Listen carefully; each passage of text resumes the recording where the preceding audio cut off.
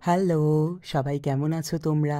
বাঙালি মানেই কিন্তু খাওয়া-দাওয়া। আর আমি তো একদম ভোজন রসিক মাছে ভাতে বাঙালি। তাই সেই খোঁজেই আজকে কিন্তু আমি চলে এলাম একটা অথেন্টিক বেঙ্গলি কুইজিন রেস্টুরেন্ট সর্ষে পোস্ততে।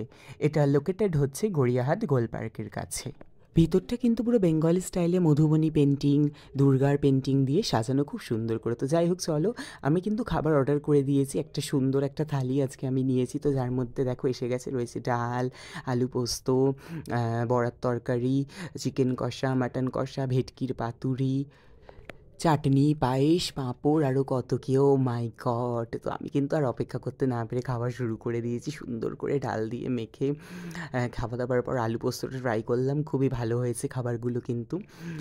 তারপরে আমি একটা সুন্দর যে তরকারিটা রয়েছে এটা টেস্ট করলাম এখানে।